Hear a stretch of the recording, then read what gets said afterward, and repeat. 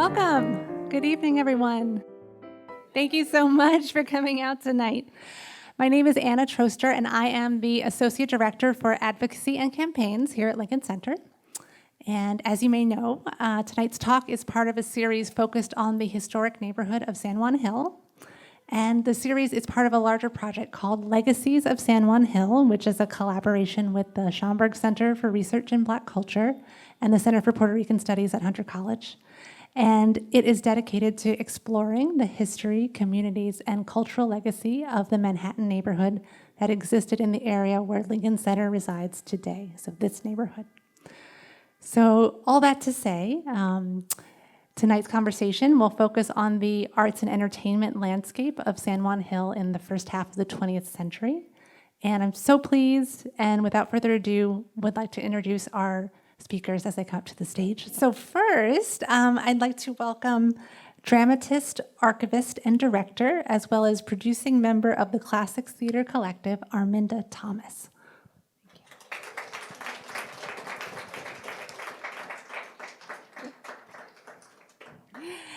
And we also have author, scholar, and professor of history at the New School, Julia Folks.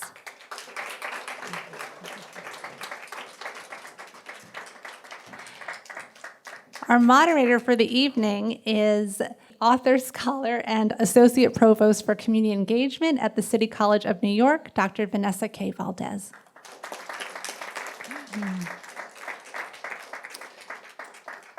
Next, we have the digital curator at the Smithsonian National Museum of African American History and Culture in DC, Dorothy Berry.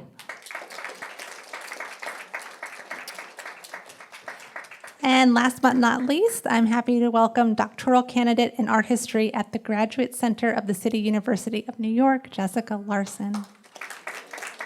Okay, thank you so much. Thank you so much, Anna. Thank you, Rebecca. Thank you for everyone here at Lincoln Center for this conversation. It's a really, really exciting moment. And so I want to give credit to the team here at Lincoln Center for the Legacies of San Juan Hill.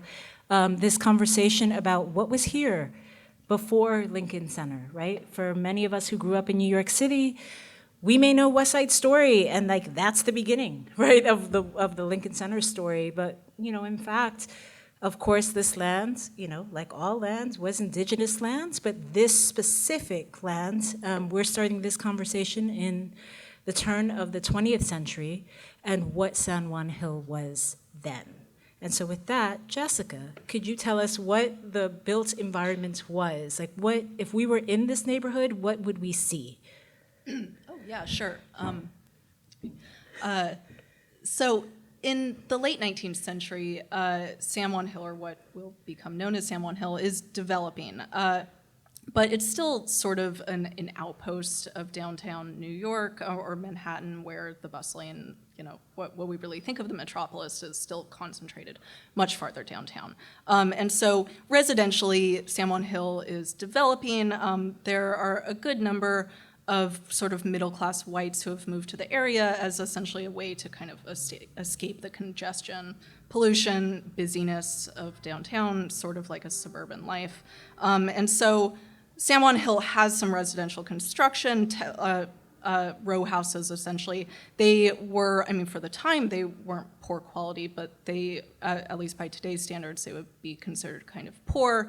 It's before there's a lot of really serious housing regulation that's going to make it so that row houses are really inhabitable by today's standards. But it's solid, it's fine. But there's not a lot of people living there quite yet, and so what also gets kind of shoved into the area are things that in the 19th century they're going to consider something like nuisances, meaning that's a broad range, but meaning things like slaughterhouses, essentially industries that you don't really want to live next to, as well as sort of social nuisances. For example, things like hospitals, asylums. In San Juan Hill, there's like essentially a halfway house for recently released convicts, things like that, that are generally things that most people don't really want to live next to. And so it's a bit sparse. By around 1900, though, that is very much changing due to a number of factors. Firstly, downtown is being swelled by immigration. Housing is becoming incredibly overcrowded. People are being pushed farther and farther uptown. And for Black residents of New York, in the roughly the late 19th century, most of them are living in an area called the Tenderloin, which today it's kind of hard to say, but it's roughly Chelsea, we'll say. But in roughly 1900, a couple of events precipitate their relocation to San Juan Hill, namely the construction of Penn Station, which destroys hundreds and hundreds of Black homes and businesses, as well as something called the Tenderloin riots in 1900, which was, in short, a police-instigated attack on Black residents that forced them out. So in 1900, we see a huge influx of residents moving up to San Juan Hill, and with that comes a lot more residential construction. It's still kind of poor housing, what we think of today as slums or tenements, although the quality is a little bit better because new regulations have gone into place that curtails issues like fire outbreaks, pollution, any sort of other sort of hazards that come along with housing. But there's also actually quite a lot of very old buildings in the neighborhood that are frame, meaning wooden construction, things that like lingering old farmhouses that existed in the late 19th century.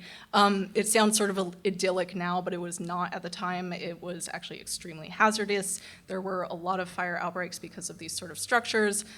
Children often got hurt in them. But there is still like good quality housing that is being built alongside these sort of tenements and slums. And to assist these people that are coming into the neighborhood, there are actually quite a lot of charitable institutions that are developed as well, reform institutions, a number of schools pop up, childcare institutions which are initiated particularly by Black women in San Juan Hill, other sort of childcare or nurseries, daycares, free kindergartens, usually at low cost or free, and a number of different sort of institutions that are meant to assist the needy who are coming to this area. In roughly 1905 as well, we begin to see a good amount of immigration coming from the West Indies, so that complicates the landscape as well. But it gets a rap for having quite poor housing, and part of that has to do with the sort of environment that it's surrounded by. The IRT powerhouse, which is still there today, became notorious for kind of polluting the neighborhood. You read accounts of it, like the smokestacks just kind of billowing dust and coal and smoke into the air at all times. You could apparently hear the turbines, the gears turning at like all hours. And on top of that, the elevated train line, the L, is running along the avenue as well, which is very loud, very dangerous. So it's a landscape that's mixed with things that we sort of associate with slums and detritus, but it's also very much underscored by the prevalence of institutions and buildings that are cared for. They're buildings that are associated with people who care about their community quite a lot and care about the upkeep of this neighborhood and its built environment. So I want to go back a little bit to just emphasize a couple of things. One, perspective, right? How people define what we're talking about, right? So for example, you'll hear during the course of this conversation what is important to residents versus how residents appear, right, to a larger New York City, right, a predominantly white New York City. It's really important to distinguish. The other thing is the demographics of this area, right? Jessica, you just mentioned African-American population, a West Indian population. I've written a book on Arturo Schomburg, who was from Puerto Rico. There was an Afro-Puerto Rican population here. The name San Juan Hill is normally associated with the Battle of San Juan Hill, which is a very famous battle of the Spanish-American War in 1898, where there were Black soldiers, African-American soldiers, but there were also they were fighting Afro-Cubans for Cuban liberation. Right? So it's complicated. This is a diverse space, is what I want to emphasize. Can someone define for us what is the parameters of San Juan Hill? Literally, what avenue to avenue, what street to street? Anybody? Well, I can give it a shot, but Yeah. the thing is, it's very contested. And if you read, contemporary publications, no one can totally agree on this. And I think, and part of that probably comes with the fact that a lot of the publications, or the vast majority of them, are white. And so it's white perspectives on where these neighborhood boundaries are, which are very flawed. And they're people who also just don't really understand the neighborhood very well and kind of think like, it's just where it's where any Black person is going to live, and it's wildly diverse. So generally, historians today are going to say that San Juan Hill roughly begins at like West 58th Street and goes to West 65th Street and is bounded by probably Amsterdam, or maybe Broadway, but Amsterdam Ave really to West End Avenue. But I just want to emphasize that that's kind of, it's a very flawed thing to say, because at the time, too, if you stretch down to like West 53rd Street, there's also a really vibrant Black community there. It's class-wise, it's very different from those who are, say, living on West 62nd Street, West 63rd Street. People living on West 53rd Street are, for the most part, of like, maybe they're a bit more middle class. There are more professionals there. And they don't really want to be associated with those who are living in the West 60s, who are by far much poorer and a very different demographic. But that's roughly how we define San Juan Hill. Yeah. So again, we are in segregated New York City, right? Like Jim Crow segregated New York City. Opening this question up, then what does that look like, right? How are people surviving, right? So we have, like, who's here? Working class, poor. This is all very fluid within a writ large Black community, right? So how are they living? What does the arts look like? The theme of tonight's conversation is the arts and creativity, right? So in a confined space where you can only live in certain spaces, what then gets produced? Sure, I can start to approach that, or maybe I can't. These overtones, that's much later sonically. But, we have these earlier periods, and I'm going to elide, for the sake of conversation, things that happened in the Tenderloin moving up towards this area, both because I don't remember the exact streets everyone lived on, but also because in moving towards the 20-teens and 1920s, things are moving and shifting location-wise. But there is, in the 1890s and 19-teens, a really rich community of Black musicians, composers, performers, starting with, I won't say starting with, but with things like the first Black musical on Broadway on a major stage in 1902 with In Dahomey, and then perhaps before that in 1895 with the first Black musical on a rooftop on Broadway with Clorinda, or The Origin of the Cakewalk. Same people working in these forms of, the ill-defined genre of African-American musical theater in the 1890s and 19-teens, which doesn't sound like a genre term at all, but it's difficult to define because it comes from blackface minstrelsy. There's a lot of Black people in blackface performing. So at some points, some of them stop wearing blackface and others continue wearing blackface. There is a mixed-race audience for these, perhaps segregated within the theater's seating, but not necessarily in the ways we think about like 1950s segregation in a theater. There are performers, some of them from West Indies, most famously probably Burt Williams, Bahamian, making a big point about his identity as a subject of the British Crown when they perform there. And they are making music that reflects both the stereotypical themes of blackface minstrelsy as well as reclamations and different embodiments of those themes. And it is an individual value judgment whether or not that is a successful move. Whether or not they actually were doing a reclamation and creating a new type of sound that, and also especially lyrics, that reflect something new, or if they're just making some money and perhaps really doing something bad for the race. And there's a lot of active debate about that in the press, in the media, in the streets. But there's also just, these are songs people like. And these are people we look up to, you know. And they are known from, also in white communities, during one of the theater district riot in the 1900, which also is, you know, it's police instigated. Because there was a woman waiting for her partner outside of a place, and a plainclothes police officer accosted her thinking that she was a sex worker. And then her partner came out and saw her being assaulted by a plainclothes person. Stabbing ensued. And then there were huge racial attacks on black people in the theater district. And something that's recounted in newspapers are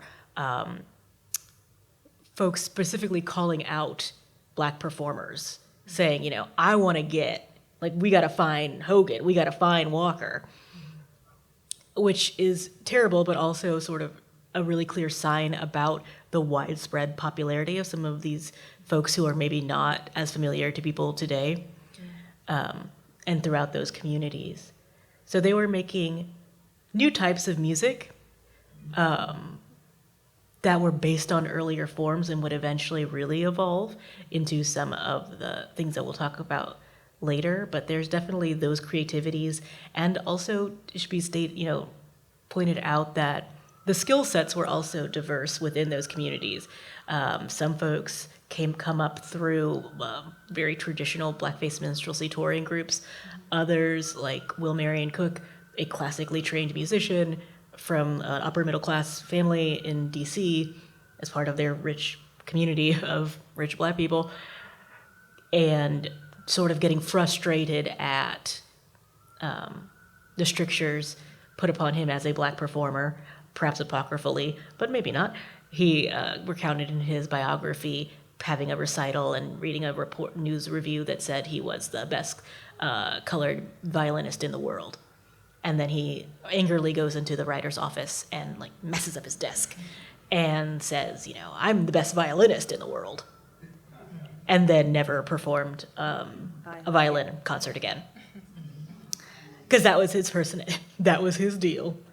But even then, that also goes to the sort of class issue things. So Will Marion Cook is coming in as someone who does not have an upbringing around African vernacular music, excluding some summers visiting family.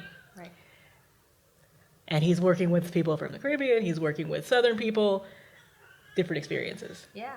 I think one of the things that's interesting about this time, starting around the mid 1890s, is this is really the first like real art space where you have black artists and musicians and performers in a community. You had a lot of, before that, you had traveling minstrel shows, you had traveling performing to the Higher Sisters and the Georgia Minstrels and these other groups, and they would sometimes be in a place. Like there's a famous gathering where they were all in Chicago I'm not going to remember the year, like 1883. I'm going to say 1883. I could be wrong, but they had this great gathering of people, and then they all went to where they were going. But around 1894.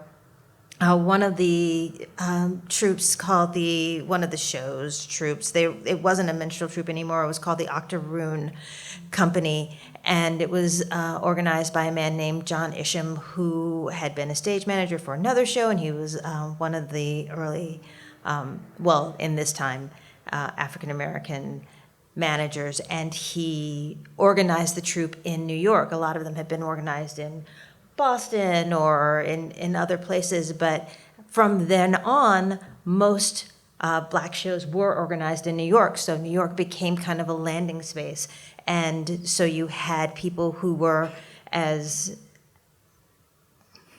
Dorothy, thank you. I wanted to say Deborah so bad and was so wrong. As Dorothy says, came from traditional minstrelsy. For instance, Bert Williams and George Walker came out from California but they came over from California and made a hit. And then you had Bob Cole, who also came from that tradition, more vaudeville, but also that. But he was working with James Weldon Johnson and J. Rosamond Johnson, and they were classically trained. J. Rosamond Johnson was a classically trained pianist, and Will Marion Cook and Paul Laurence Dunbar, who was the most famous Black poet of his time and for many years to come. So you just had all of these people who were gathering, and they opened up like Williams and Walker came, and they all had this idea that something new could happen. Both George Walker talks in magazine article about they came and they did their show, which was kind of a variation on a minstrel act. It was just, vaudeville because it was just the two of them. But looking around and going, oh, if we want to make this hit, we gotta up our game. We gotta do something new.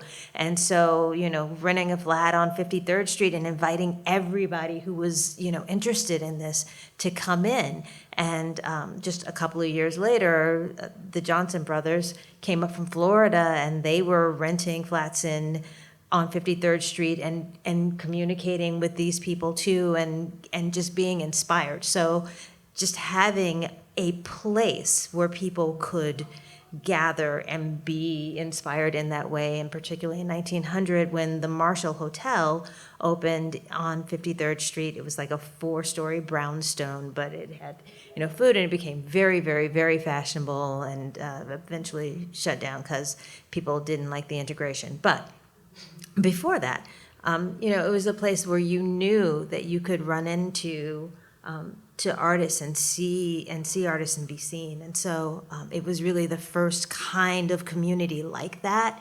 And that is how, even though a lot of those shows retained some elements of the art form that had preceded it, they were beginning to burst out and to take on new topics, new settings, leaving plantation settings behind, focusing more on travel, on road trips, and yes, with tons of caricatures that none of us would tolerate today. Okay, unless we saw Friday or something, but but still, but definitely moving in a different direction. Yeah, and even though those changes might seem minor to a 21st century eye, because you would still say this feels very stereotypical, this is baldly offensive. Mm-hmm. At the same time, the perception from both within and out of the community was that new things were happening in these performances. Mm-hmm. So you see, for example, in In Dahomey, there is a scene in some performances. Theater was fast and loose back then. But in some scripts of In Dahomey, there is a scene that someone is selling hair straighteners and skin whiteners. Mm. And there's a photo from the performance where you see someone with a half white faded face. And then the script is sort of the two main leads commenting on how foolish it would be to want to change your hair texture or your skin color. Mm-hmm. And you see newspapers from white critics who expected what they thought of a blackface minstrelsy show being upset. I remember there's one that says Bert Williams, who did perform in blackface his whole career, was amongst everyone else in this black musical, most of which who are not in blackface, and a reviewer wrote that, he went to see this black musical and was really upset because there was only one black performer on stage. Everyone else was a rainbow of browns. And it's a real sort of thing where you feel like, well, that is weird.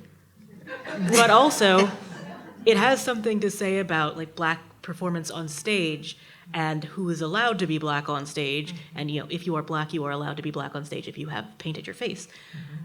And so even doing these, roles that are not, necessarily progressive, some of them are still arguably, but maybe not.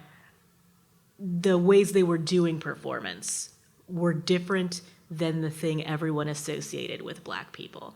Because, we have to think about blackface minstrelsy as not only America and maybe the Western world's most popular art form, but also think that people had difficulty disambiguating white people in blackface from actual black people. You know, you see a lot of old sheet music, then they have the photos on the front of performers not in blackface and then in blackface. And part of that was because audience members would go, and this feels like it should be apocryphal, but I have read the journal. You know, people say, I didn't even know, or I couldn't believe this thing. This was clearly a real black person. And, you know, depending on the region, that feels very confusing and makes you wonder about how they perceived the black people that they would have actually seen. But it was a true issue. Like, this was a major part of especially stage perception. Who was funding these troops? Whether it's vaudeville troops or black minstrel troops or what would then later become, you know, we're heading towards the 1920s. I think it's really important that both of you have talked about this pre-Harlem Renaissance, right? Like in the early part of the 20th century, there was this need to create anew. But like, who's funding them? Well, you have company managers, and particularly there's a lot of touring in these trips. They are, when they perform in New York, they're in New York for a little bit of time and they're gone. They do a lot of stuff that we would consider trying out, but it's just them actually on the road doing these things and then coming to New York and then going out again. For instance, in Dahomey toured for 2 years. Including the UK. 2 years, yeah, 2 years, 1902 to 1904, including a trip to England. They changed the songs constantly, so the difference between, you know, a musical then and a musical now, you kind of know the songs you're going to hear when you go to see Sweeney Todd. I don't know why it was Sweeney Todd, it just was. But you kind of know the music that you're going to hear. Whereas one of the hallmarks, because they want people to come again, they want you to come again. They came to Kansas in September, and they're coming again in June, and they want you to come, and they got different songs. Same rough plot, which, you know, is a little improvisational, but the plot kind of stayed the same, but the songs might change, and they would talk about them. And you might have to hold out, because if the audience really liked the song, they do it again. Well, they just do it again. So the structure was a little different. So you have so some of the money is made on tour, and sometimes that means that the company fails on tour, and then they have to find their way back to wherever they're supposed to be. New York sometimes, you know, and then in the old minstrel days, they would have some stars, particular Sam Lucas. I just like saying Sam Lucas's name because he started out in like 1865 and performed until 1916 and went through kind of the whole spectrum of black performance modes in that time. He had, I'm not going to do that because he's not even, well, he is, because he's in Cole and Johnson, so he is absolutely relevant to this conversation. But you know, in his touring days as a minstrel, he had been given some diamonds and he collected them, and it was very useful because if the company manager ran off the money, or you didn't have the money to pay for the hotel because you didn't make enough money to do it, and the show failed, he could pawn them and then get everybody back to where they needed to be. So that was one way. But you also had white company managers, you had black company managers, you had it was very much the company trying to make it on their own at that point. Yeah. A few years ago, George C. Wolfe put on a production of Shuffle Along on Broadway. And in interviews, he said, and what he put on was it was half a faithful interpretation of an earlier show called Shuffle Along, and then a meditation on what was lost, like how could we forget it? Could we speak a little bit about what is Shuffle Along 1921 and where it's created and why it's given the credit of being on Broadway when both of you have insisted that, in fact, 19 years earlier, there was another show? Well, part of that goes to both sort of what Arminda was saying about the format of musical. And as a sort of, sometimes people would say Shuffle Along is the first Black musical on Broadway, and they're talking about sort of with a set form in a way that is closer to what we might think of as a Broadway musical as opposed to like a series of vaudeville vignettes. Part of it has had more stars.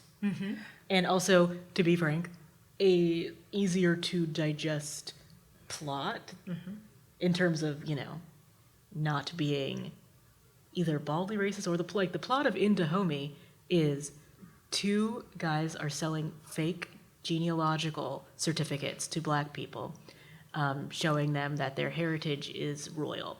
And that's where we get the song, Every Darky is a King. That's right.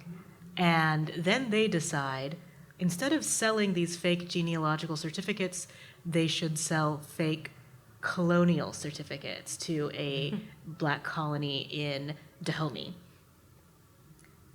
And then they change their mind and say, actually, we should just go to Dahomey because we are smart New York Black men. We could really jazz that place up. And that's where we get the next song is Broadway in Dahomey. And then as it goes on, sometimes in that play they go to Dahomey and then they meet with the king. Sometimes they don't, plot-wise. But that's a complicated plot. And it also a very political plot dealing with specific things about Black life, about genealogy, which there were genealogy scams because of people's lost heritage, memory because of slavery. African colonization had been a huge topic. Right. This is very political and all very Black political. And it was a very political topic at the time. There was Bishop Turner, who was with the AME Zion, I'm going to say AME Zion, who was a fierce proponent of returning to Africa. He had fought in the Union. He had worked he had done a whole lot. And he, as Jim Crow kind of won the day, he's like, forget it, let's go. And there was a huge pushback to that. So, but when that musical came out, they were on some level commenting on this debate, which is a thing that is easily forgotten. I also think that, I mean, and there are also in this period, I would say between 1903, if we're going to start with, you know, between then, because I think that's a good place to start because it's in a theater and not on the rooftop. But between then and 1909 to 1910, to 1910, let's say 1910, there are, between the Williams and Walker Company and the Cole and Johnson Company, and that's Bob Cole and mostly Rosamond Johnson, but sometimes with James Weldon attending. There are a few different musicals. They have like Abyssinia and Bandanaland or Williams and Walker, which played at the Majestic Theater, which was on 59th and Broadway, so right at Columbus Circle is where that was, and that played there. And then, and they were more of the same kind of thing that, you know, they're two, because those two actors played variations on those characters. But Cole and Johnson had one play called The Shoefly Regiment, which was about Black soldiers from Tuskegee going to fight in the Spanish-American War, which also featured a kind of a love story, which was not a thing that generally happened. And then The Red Moon, which was kind of sort of, which was about an African-American and a Native American love story. That last one was also done at the Majestic. And those plots, I think, did not change. I think those were more structurally musicals, though we don't have the accent things. They seem to have stayed the same. I think the thing that Shuffle Along has on them is that it played for a long time. These shows played for, I think, In Dahomey was very popular. It played for 3 months before it went on tour again. These other shows played for, Red Moon was extended from 1 week to 3 weeks before it went on tour. Shuffle Along played 500 performances. So that's more of what we think about as a thing that is settled. Even though they did tour, it was more, it feels more like a, you know, it's in New York and it stays in New York for a long time. So I think that is one of the reasons. But also, in 1911, Burt Williams' partner, George Walker, and Bob Cole pass away unexpectedly. And shortly after that, and Ernest Hogan, who we didn't talk about too much, but was like a third major star in this time, had died in like 1908 or 1909. And so there was a huge hole left creatively in these teams. And then Burt Williams joined the Ziegfeld Follies. And so he was kind of out of the game and on his own. And for the next 10 years, there was the black shows basically moved to Harlem. And there were companies formed that performed in Harlem, the Anita Bush Company, which became the Lafayette Players. I'm pointing at AJ like he's going to tell me if I forget. And so these things are forming in Harlem. And so it takes until 1921 for this show to come back. And I think that there's also kind of a forgetfulness that happens, not among those theater makers who have been working and know that they've been working, but in terms of the press, in terms of just the common memory, why did we forget Shuffle Along? For the same reason, because our memory around Black arts is fleeting and it feels like we're always discovering it again. Thank you. That's a whole dissertation. So I'm going to come back to you. And forgetting and archives and recovery, because this entire thing is a recovery project. Yeah. You were speaking about, you just mentioned the press. I want to talk about criticism. Yeah, and as you were saying the sort of idea of forgetting, I was thinking, I should have contextualized earlier, but it's still relevant now. At the same time, these musicals are all getting covered by white and black press, and getting covered differently, sometimes in conversation, and sometimes differently within black press, because there were multiple theater critics. But there were definitely established and known, first name known theater critics of this new emerging types of African American musical theater. And if you were to read all of their stuff, which has not been compiled in any sort of easy readable book, you would see, oh, okay, actually, when Shuffle Along comes out, they're making comparisons to earlier works. This is happening. But there's also sort of, and this is my great quote that I wanted to read. It's not mine, it's someone who's relevant to this. But thinking of the ways that these critics thought of this type of African American musicals as being a distinct emerging genre that requires unique expertise. And so this is a quote from Sylvester Russell, who was the theater critic for the Freeman for a long period of time, continued to be a critic for past the 20s, his whole life until his passing. But he wrote, The Freedmen's method of stage criticism will be found to be no different from that of the New York Journal. The James Montague and Alan Dale methods are acceptable to the Journal's advanced readers. The Sylvester Russell methods are acceptable to the Freeman's advanced readers. Montague writes about Mascanini. He knows about his music, even if he can't sing it. Dale writes about Weber and Fields. He knows about comedy, even if he can't act it. Russell knows about Williams and Walker. He knows coon comedy and all the branches of music that go with it. Montague and Dale are not so well advanced in coon art as Russell. They know that coon comedy is young, and as all their time is taking up reviewing the other races, the burden of weeding out the coon comedy garden falls to Russell and the Freedmen. So both, that's an introduction to a very eccentric character who I highly recommend learning more about Sylvester Russell. He's great. But also the idea that even at that time, they're saying some of this stuff isn't good. And some of it is very good.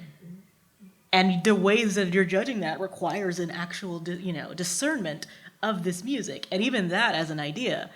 And of course, the sort of hilariously self-aggrandizing way of writing, of saying not only I know, because he was a performer, a countertenor. But it's a sort of the conversations between critic and artists in Black popular theater at that time, and by that time I'll say 1890s all the way to the 20s, is very active.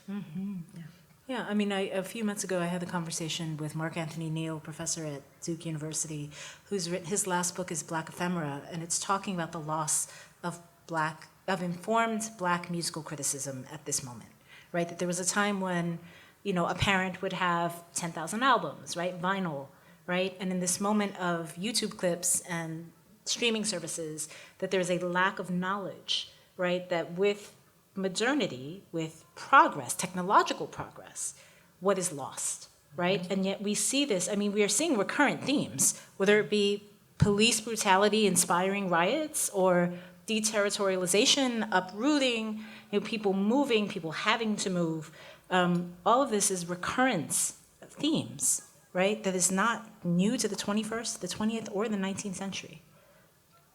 I wanted to get us through, Shuffle Along is in the Harlem Renaissance, roughly 1919, 1935. 1935 is the Harlem Riots itself, an uprising when police was brutalizing an Afro-Puerto Rican boy.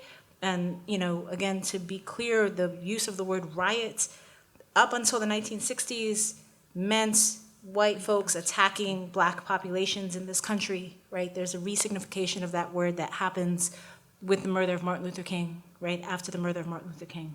And so, we have the Great Depression, we have the 1930s, we have the FDR comes in, Works Progress Administration, government, and investments, and what happens with this neighborhood, which had been in spite of, or at the same time of, or constituent with segregation in New York City.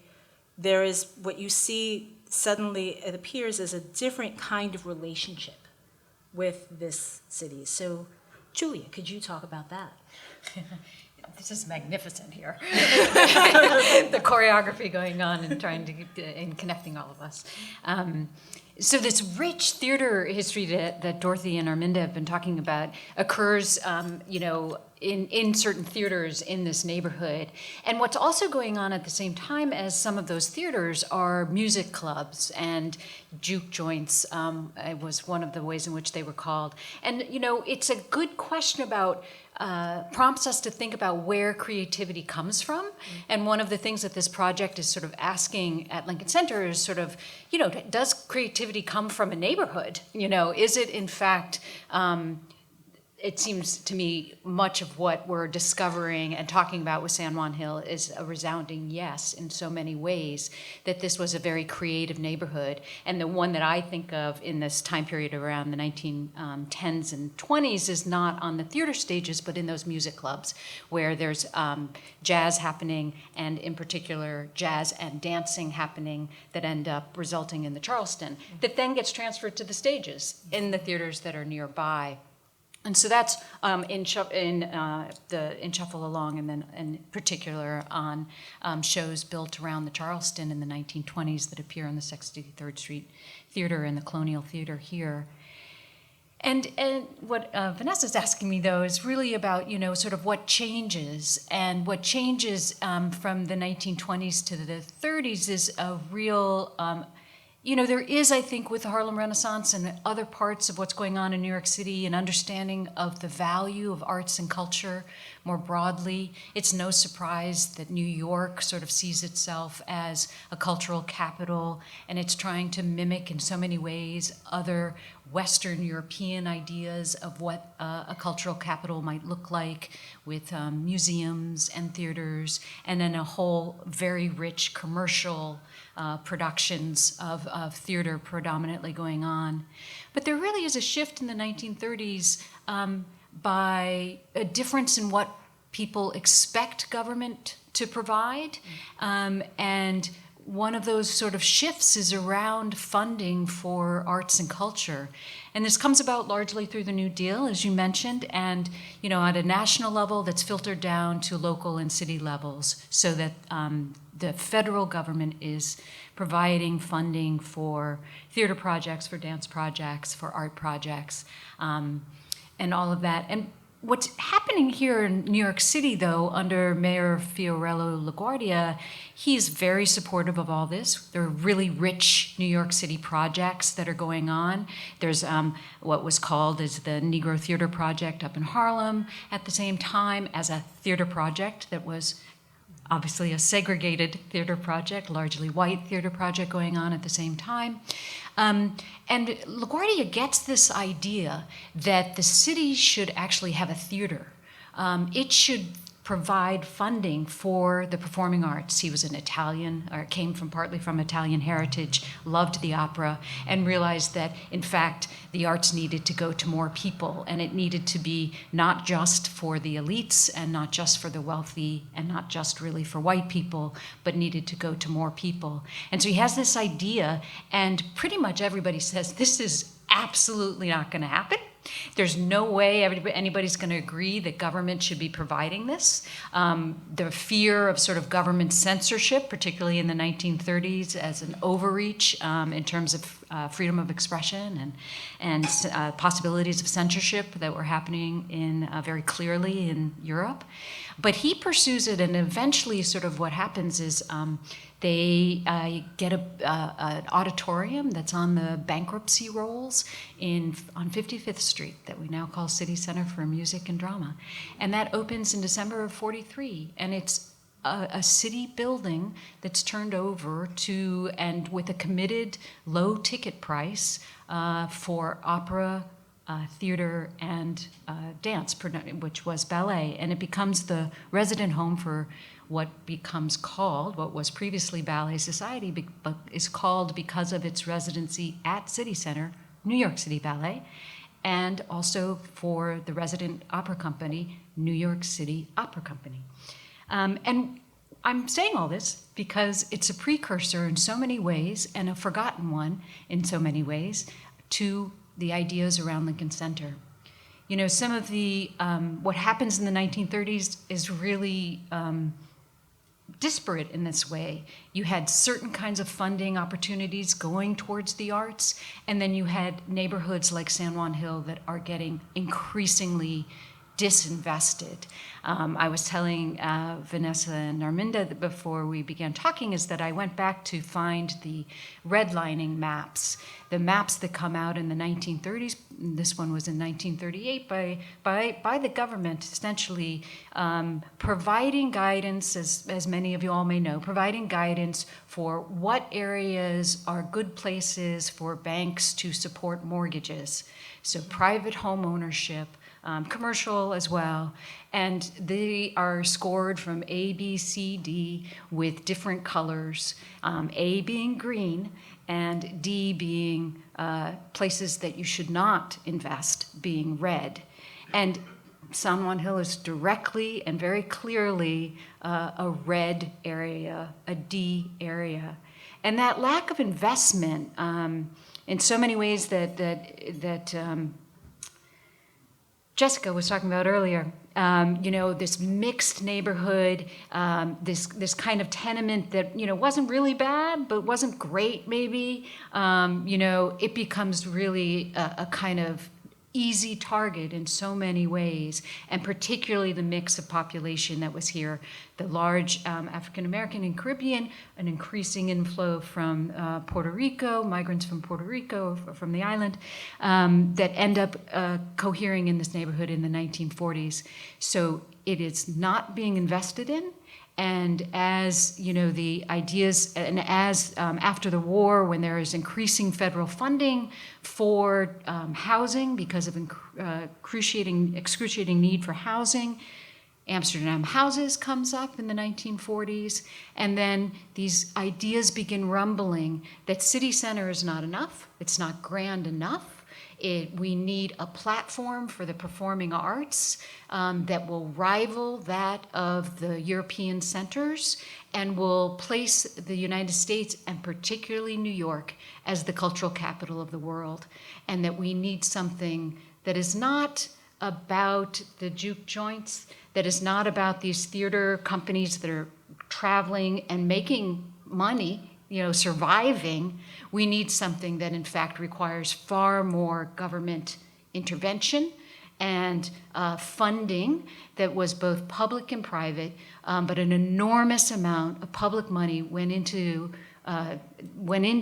the creation of Lincoln Center on both the federal, state, and city levels, an unprecedented amount of money that was given to a cultural platform. So this really is a transformation of this neighborhood in attention from the federal government, from city government, in dollars, and also in ideas about what arts and culture should be, without recognizing what was here. That was very clearly the case, that there was maybe some attention that the eviction should happen better than it had been happening in other urban renewal projects.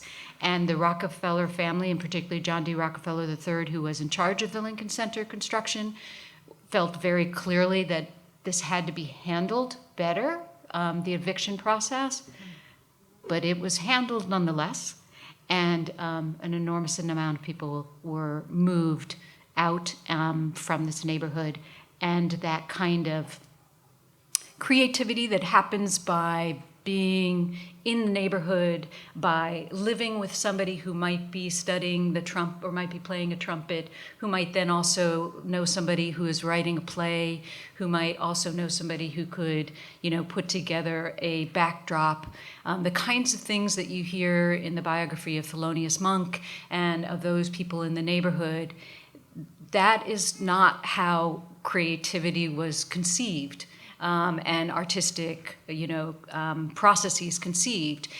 The idea for Lincoln Center was that the performing arts would benefit by being near one another, that the Metropolitan Opera needed a home, that New York Philharmonic needed a home, that we needed to recognize theater and dance in this complex as well, and that things would happen and when they were here. There's a lot of attention to commissaries, particularly in the planning, and that the Juilliard students would be near all of these stars and things would happen, and that lots of collaboration would happen. There's no evidence that that occurred whatsoever. There's more competition, as many of you might know from being involved in the arts themselves, competition for funding, competition for attention, all of that happened, very clearly happened. One of my favorite anecdotes, and then I'll stop, is that when Lincoln Center first was fully constructed, there was a lot of attention of Lincoln Center, Inc., right, the umbrella organization, that everybody play nice, that all the different constituents in the theaters play nice, and that when one theater was having a performance at night, all of the other theaters would light up so that the plaza would be lit. Well, there's a hell of a lot of memos going back and forth about how the Metropolitan didn't light itself when the New York Philharmonic was playing last night. So just another indication of proximity didn't necessarily help the creative spark in the same ways in which there were so many more clear examples of the artistic flowering of a neighborhood in the San Juan Hill era.